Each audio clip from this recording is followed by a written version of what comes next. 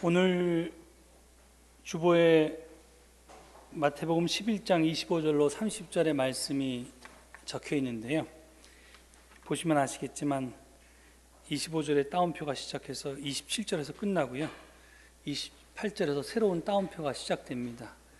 그러니까 이 앞에와 뒤가 별 상관이 없는 이야기란 뜻이죠. 그래서 제가 오늘 이 뒷부분에 맞춰서 설교하도록 하겠습니다. 수고하고 무거운 짐진 자들아 다 내게로 오라. 내가 너희를 편히 쉬게 하리라. 이 말씀을 통해서 지금 주님께서는 아무런 전제 조건 없이 우리가 죄인이든 의인이든 상관하지 않고 그 모습 그대로 우리를 당신 품에 초청하고 계십니다. 우리가 도저히 감당할 수 없는 인생의 무거운 짐 때문에 사도 바울이 그랬던 것처럼 나는 비참한 사람입니다. 누가 이 죽음의 몸에서 나를 건져 주겠습니까? 라고 탄식할 때 주님께서는 기꺼이 내가 너의 품이 되어주마 하시면서 우리를 부르고 계십니다. 그러기에 이 말씀은 여러 번 반복해서 듣고 또 들어도 은혜가 됩니다. 그런데 좀 거꾸로 생각해 보면 이 말씀이 언제 들어도 은혜가 된다는 것은 우리가 아직까지도 세상의 온갖 근심과 걱정에서 완전히 해방되지 못했다는 것, 자유하지 못하다는 것, 그래서 지금 이 시간에도 참 평안을 갈구하고 있다는 것을 반증하고 있습니다. 이미 우리는 그리스도인들입니다. 수고하고 무거운 짐진 자들아 다 내게로 오라는 주님의 초청에 아멘으로 응답한 사람들입니다. 그런데 우리는 왜 세상 사람들과 마찬가지로 참 평안을 누리지 못하고 인생의 무거운 짐 때문에 번민하고 있을까요? 진정한 그리스도인이라면 우리는 이미 주님 품에서 참 평안을 맛보면서 세상 사람들과는 다른 모습으로 살아가야 할 텐데 왜 우리는 그렇지 못할까요? 그 대답 가운데 하나를 우리는 도스토옙스키의 소설 까르마조프가의 형제들에서 발견할 수 있습니다. 거기 보면 예수님이 재판받는 장면이 나옵니다. 그 고발 내용이 이렇습니다. 예수 그대는 고생하며 무거운 짐을 지고 허덕이는 사람은 다 내게로 오라. 내가 편히 쉬게 하리라고 말했다. 그런데 그대에게서 누구 한 사람 진정으로 무거운 짐을 벗고 편히 쉰 사람이 있는가? 결국 그대는 대중을 기만한 것이 아닌가? 그리고 대중을 현혹한 것이 아닌가? 이처럼 대중을 기만하고 현혹한 사람을 우리는 휴머니스트로서 용서할 수가 없다. 그대처럼 대중을 기만하고 현혹한 사람은 화형에 처하든지 십자가에 매달아야 할 것이다. 이렇게 고발하는 내용이 나옵니다. 이 고발 내용은요, 주님의 품에서 얻는 참 평안이란 것은 한갓 속임수에 불과하다는 것입니다. 그것은 참으로 달콤하고 멋진 말이긴 하지만 우리 인생에서는 결코 실현될 수 없는 거짓 환상이요 꿈이라는 말입니다. 그래서 칼 막스는 종교는 아편이라고 했습니다. 거짓 환상으로 사람들을 현혹해서 불의한 현실을 변혁하고자 하는 사람들의 의지를 몽롱하게 흐려놓는다는 이유에서 아편이라고 한 것입니다. 물론 역사를 되돌아보면 그리스도교가 때때로 아편 역할을 해온 것을 부정할 수 없습니다. 하지만 우리 주님께서는 불의한 현실의 변혁을 위해서 누구보다도 앞장서셨고 또 그로 인해서 십자가에서 처형됐다는 사실을 고려할 때 마르크스의 주장은 우리가 주님의 품에서 참 평안을 누리지 못하는 진짜 이유는 아닐 것입니다. 그럼 여러분이 한번 생각해 보십시오.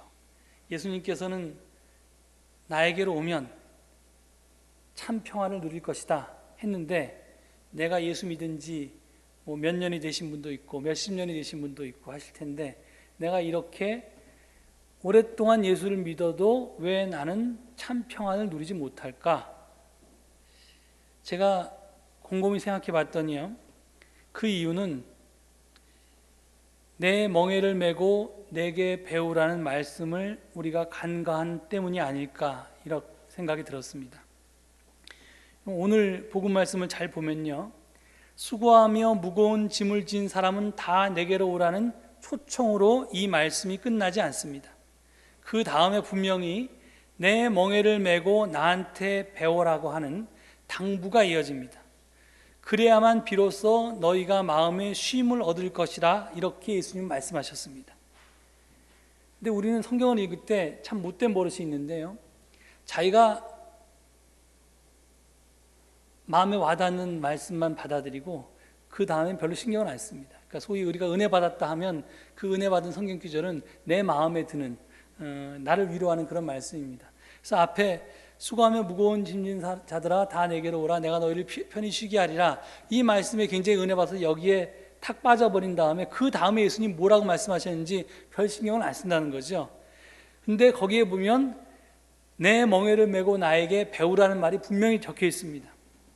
다시 말하면 초청에는 아무런 전제 조건이 붙어 있지 않지만 일단 초청을 받으면 마땅히 우리가 해야 할 도리가 있다는 것입니다. 그것은 다름 아닌 주님의 멍에를 메고 주님에게 배우는 일입니다. 주님의 멍에를 메고 주님에게 배운다, 이게 도대체 무슨 말인가?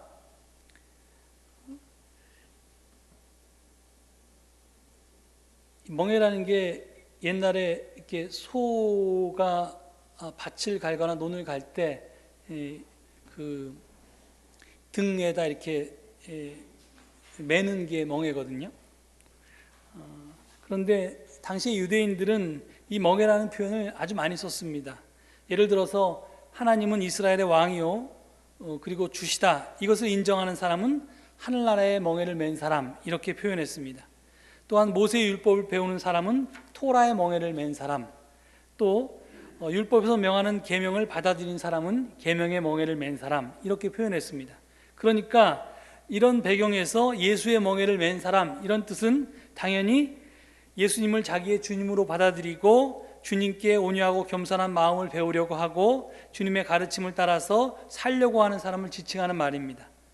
그러니 오늘 복음 말씀은 이런 각오를 한 사람들, 이런 길을 걷고 있는 사람들이 주님께로부터 안식과 행복을 선사받게 된다는 뜻입니다. 이 말을 듣고 조금 말귀를 알아듣시는 분은 야, 이거 속았구나, 이런 생각을 하셔야 됩니다. 이게 무슨 말이냐면, 우리는 사실은 십자가를 지기가 참 두렵습니다.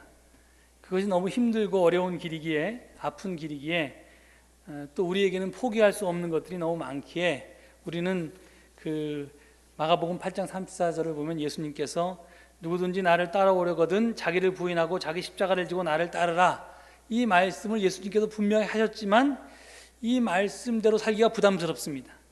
그런데 다행히 마태복음에서 수고하고 무거운 짐진 자들아 다 내게로 오라, 내가 너희를 편히 쉬게 하리라, 이렇게 아무런 전제 조건 없이 우리를 초청해 주시니까 십자가를 지라는 말보다는 이 초청에 응답하는 것이 훨씬 좋아서 이 초청에 조건 없는 초청에 희망을 걸고 예수를 믿게 됐습니다.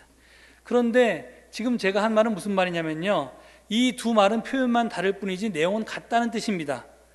결국은 앞말이나 뒷말이나 마가복음에 있는 말씀이나 지금 오늘 본문으로 택한 마태복음에 있는 말씀이나 주님이 걸었던 그 십자가의 길을 걸으라는 말이라는 겁니다.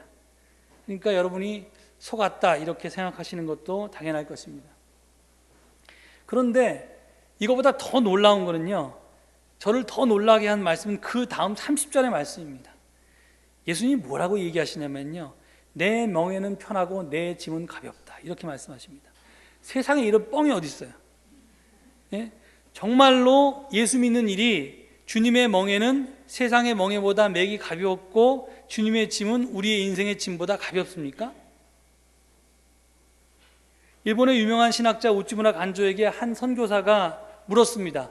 예수님을, 우리 선교사를 통해서 예수님을 알게 되어서 얼마나 좋습니까? 이렇게 물었더니 우찌무라 간조 선생이 뭐라고 대답하냐면, 좋긴 뭐가 좋아?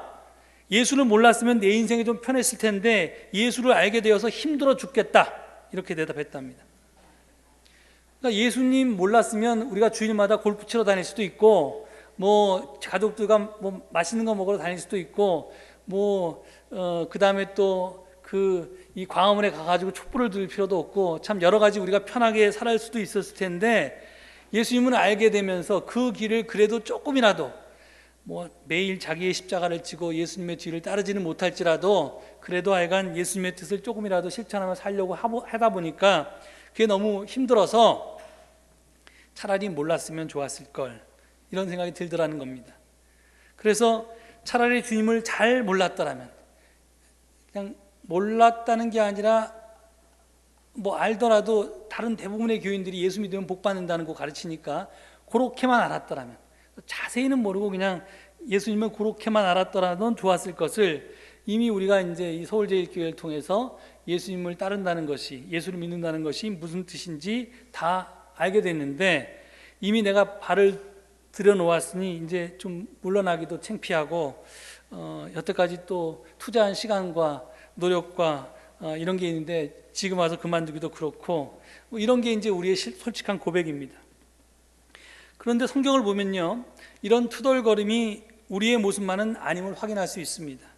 출애굽한 히브리들이 신 광야에서 모세에게 대들었던 모습을 보면 우리와 매우 흡사합니다. 출애굽기 16장을 보면 하나님의 백성들이 투덜거리면서 지도자인 모세와 아론에게 이렇게 대듭니다. 이게 도대체 뭐냐? 이게 그 잘난 해방이고 자유냐? 목마르고 배고프고 굶어 죽는 게 너희가 우리들에게 약속한 새로운 인생이었냐? 우리가 애굽에서 종살이 할 때는 비록 힘은 들었지만 그래도 굶지는 않았다. 고깃국 끓는 가마솥 곁에서 빵을 배불리 먹었다. 그런데 지금은 어딘지도 모르는 이 낯선 들판에서 굶어 죽게 되었다. 말해봐라, 이게 너희가 약속한 해방이냐? 이런 식으로 따졌습니다. 지난날의 노예 생활을 그리워하면서 되돌아가려고 자꾸만 뒤를 돌아보는 사람들, 그들이 히브리 노예였습니다. 출애굽의 대장정은 외부의 적들 때문만이 아니라 이런 이들 때문에 그렇게 힘들었고 또 40년이라는 긴 세월이 필요했던 것인지도 모릅니다. 사도 바울이 갈라디아서 5장 1절에서 이렇게 증언했습니다. 그리스도께서 우리를 해방시켜 주셔서 자유를 누리게 하셨습니다. 그러므로 굳게 서서 다시는 종살이의 멍에를 매지 마십시오. 이렇게 권고합니다. 근데 사도 바울이 이런 권고를 왜 했겠어요? 예수님이 우리를 자유하게 했는데 다시 그 자유함을 벗어나서 종살이의 멍에를 매려고 하는 교인들이 있었으니까 이런 말 했을 거 아니에요? 이게 갈라디아 교회만 있었던 일이 아니라 지금 우리에게도 있다는 겁니다. 이처럼 이미 초청에는 응했지만 아직 주님의 멍에, 하나님 나라의 멍에를 매지 않은, 그리고 오히려 세상의 멍에를 그리워하는 미워한의 자유인들이 예나 지금이나 항상 존재합니다. 다시 본문으로 돌아가 보면요, 수고하고 무거운 짐을 진 자들아 다 내게로 오라, 이렇게 말씀하신 주님의 말씀 가운데 도대체 수고하고 무거운 짐이 뭘까요? 그것은 구체적으로 당시 바리새파 사람들이 내세웠던 613개 조항의 율법 준수의 짐을 이야기합니다. 바리새파 사람들이 누굽니까? 그들은 율법 준수를 통해서 구원이 온다고 굳게 믿었고 그것을 생활로 실천하며 살았던 사람들입니다. 저들의 주장은 언뜻 보기에 훌륭해 보입니다. 하나님 말씀대로 살면 구원이 온다, 그러니 하나님 말씀을 생활화하자 하는 것이 그들의 주장이었기 때문입니다. 그런데 저들이 간과한 것이 하나 있었습니다. 그것은 저들의 주장에 그대로 따르면 결국 내 공로에 따라서 구원 여부가 결정된다는 것입니다. 내가 율법을 잘 지키면 구원받고 율법을 잘 지키지 못하면 구원받지 못한다, 그런 결론에 도달할 수밖에 없으니까 결국은 구원의 주도권이 하나님이 아니라 내게 있다는 말입니다. 하나님은 조연이고 엑스트라입니다. 내가 주인공입니다. 내가 주체입니다. 그런데 바로 이런 생각을 가지고 있는 바리새파 사람들이 활동하는 그 속에서 예수님께서 수고하고 무거운 짐진 자들아 다 내게로 오라는 초청을 하신 것입니다. 이 말은 뭐냐면 구원의 주도권은 너에게 있는 것이 아니다, 하나님에게 있다라고 하는 것을 가르쳐 주신 것입니다. 네가 주인공이 아니라 하나님이 주연이라고 하는 것을 일깨워 주신 말씀입니다. 자신이 하나님의 역할을 하기보다는 하나님께서 일하시도록 내버려 두는 것, 스스로 하나님 노릇하기를 그만두고 하나님께서 자기 속에서 일하시도록 개방하는 것, 이것이 주님 초청의 핵심입니다. 이제까지 내 삶의 주체는 나 자신이었습니다. 그래서 하나님은 내가 살아야 할 삶에 대한 의논상대일 따름이고요, 주님은 내가 필요할 때 도움을 주시는 분에 지나지 않았습니다. 내가 주인이고 주님은 조연이었습니다. 그러니 우리 삶이 어찌 힘들지 않겠습니까? 여기서 성경 말씀을 잘 보시면요, 우리가 명심해야 할 것은 내 멍에를 주님이 함께 지는 것이 아닙니다.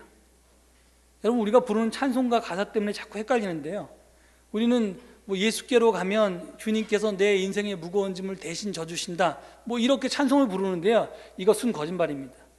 왜냐하면 성경에 그런 말은 존재하지 않습니다. 예수께로 가면 예수님이 내 인생의 짐을 대신 져주시는 게 아니라 어떻게 해요? 예수님 짐을 저에게 줍니다. 여러분에게 줘요. 십자가를, 예수님 십자가를 여러분한테 주는 거예요. 이게 성경을 제대로 읽으면 이렇게 되는데, 그런데 그 짐이, 내 짐은 가볍고 편하다라고 하니까 참 십자가에 가서 돌아가신 양반이 그런 얘기를 하니까 이제 잘 이해가 안 가는데, 예수님의 초점의 핵심은 너 나에게로 와서 내 십자가 같이 지자, 내 멍에 같이 지자, 이런 초청입니다. 요컨대 이게 무슨 말이냐면, 내 짐을 예수님이 지느냐, 예수님 짐을 내가 지느냐, 이게 이 핵심인데, 이 말이 무슨 뜻이냐면 바로 누가 주체냐 하는 겁니다. 이 점은 우리의 생사를 결정하는 아주 중요한 문제입니다. 그래서 사도 바울은 갈라디아서 2장에서 이런 고백을 했습니다. 19절 20절을 보면요, 나는 율법과의 관계에서는 율법으로 말미암아 죽어버렸습니다. 그것은 내가 하나님과의 관계 안에서 살려고 하는 것입니다. 나는 그리스도와 함께 십자가에 못 박혔습니다. 이제 살고 있는 것은 내가 아닙니다. 그리스도께서 내 안에 살고 계십니다. 바울이 한 이 고백은 무슨 말이냐면요, 이제부터 바울의 삶의 주체는 자기 자신이 아니라 예수 그리스도라는 말입니다. 우리가 예수 그리스도를 주님이라고 호칭하는 것도 그분이 우리 삶의 주인이고 우리는 그의 분신임에, 지체임에 불과하다는 것을 고백하는 말의 다름이 아닙니다. 내 삶의 주인이 나라고 생각할 때는요, 우리가 시련을 당할 때마다 그런 시련과 고난을 당하는 내 형편과 처지를 외면하시는 주님이 원망스럽습니다. 하지만 내 삶의 주인이 내가 아니라 주님임을 깨닫게 되면요, 지금 내가 겪고 있는 시련, 이게 내게 아닌 거예요. 주님 거지. 그러니까 이게 주님의 시련을 내가 겪고 있다는 것을 알게 되니까, 따라서 이것은 이 주님의 남은 고난에 내가 참여하고 있다라고 하는 이런 영광을, 오히려 영광스럽다, 이런 고백을 하게 되고요. 그리고 그것을 알게 된 다음에는 이제 모든 것이 은혜로 느껴지는 겁니다. 그래서 그리스도를 알고 난 뒤에 바울은 그 누구도 감당 못할 역경을 헤쳐나가야 했고, 그의 일생은 고난으로 점철되었지만 그의 편지 어느 구석을 쳐다봐도 힘들다라는 말은 찾아볼 수가 없습니다. 오히려 빌립보 교우들에게 보낸 편지에서 갇혀있는 그가 기쁨에 대해서 구구절절을 표현하고 있고요, 편지 끝에 이렇게 고백합니다. 나는 어떤 처지에서도 스스로 만족하는 법을 배웠습니다. 나는 비천하게 살 줄도 알고 풍족하게 살 줄도 압니다. 배부르거나 굶주리거나 풍족하거나 궁핍하거나 그 어떤 경우에도 적응할 수 있는 비결을 나는 배웠습니다. 나에게 능력 주시는 분 안에서 나는 모든 것을 할 수 있습니다. 이렇게 고백합니다. 삶의 모든 조건을 뛰어넘어서 자유한 사람, 그 조건에 달관한 사람, 그러기에 어떤 처지에든지 감사할 줄 아는 사람, 그가 바로 사도 바울이었습니다. 그는 어떠한 환난 속에서도 감사하고 옥중에서도 기뻐할 수 있었습니다. 그것은 그는 자기 삶의 주인이 자기가 아니라 예수 그리스도임을 알았기 때문입니다. 주님의 인생이기에 주님께서 책임져 주실 것을 알았습니다. 자기는 그냥 주님의 멍에를 함께 지고 가는 조연에 불과하기 때문에 주님께 모든 것을 맡기고 주님을 따라가기만 하면 되었습니다. 내게 맡겨진 일에만 나 성실하면 되겠다. 결과는 신경 쓰지 않겠다. 성패는 이미 결정나 있기 때문이다. 주님이 부활하심으로써 승리하셨으니 나도 최후의 승리를 얻을 것이다. 여기에 대한 확신이 바울에게 있었습니다. 사도 바울은 이 한 가지 태도를 굳게 지킴으로써 자유롭고 담대해질 수가 있었습니다. 자족하고 행복할 수가 있었습니다. 이것이 자신의 삶이 내가 주체가 아니라 예수 그리스도임을 시인하는 자의 자유이고 행복입니다. 그래서 과연 주님의 멍에는 편하고 주님의 짐은 가벼울 수 있는 것입니다.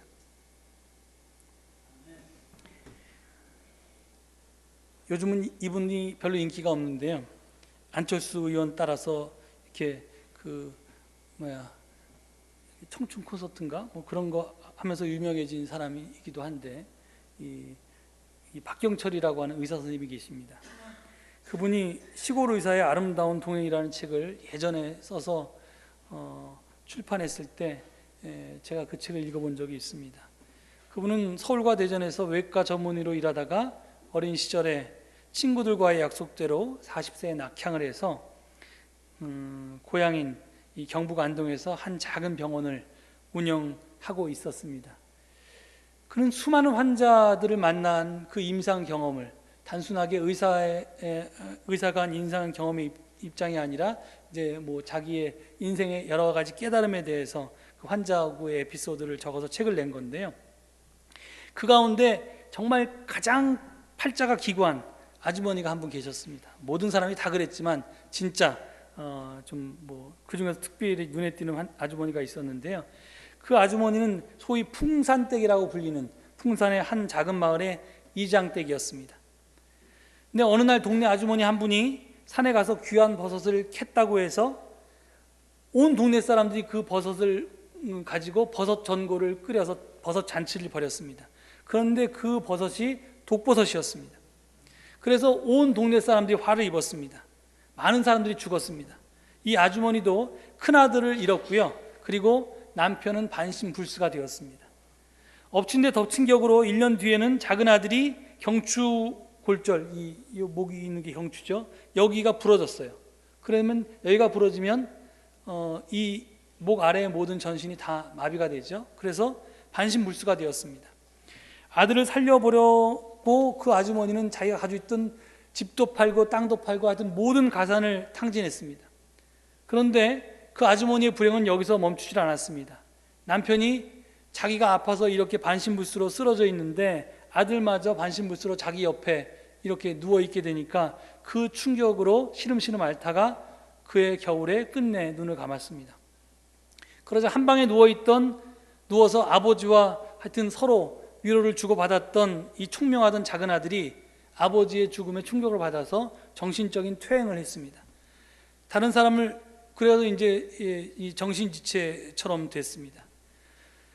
그리고 뭐 딸이 하나 있었는데 다른 사람을 위해서 사는 사람도 많은데 아버지와 동생을 위해서 하는 고생쯤은 아무것도 아니라면서 아무런 불평 없이 아버지와 남동생의 간호를 병간호를 도맡아 하던 신앙심 깊은 딸은 결국은 이제 그렇게 되니까 난 이제 수녀가 되겠다 이렇게 수녀원으로 갔습니다.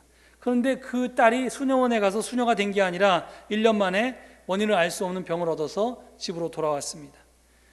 큰아들과 남편은 죽었고요. 작은 아들은 불구에다가 정신지체가 되었고요. 그리고 하나 남은 딸은 하나님의 종으로 살아갈 희망마저 빼앗겼습니다.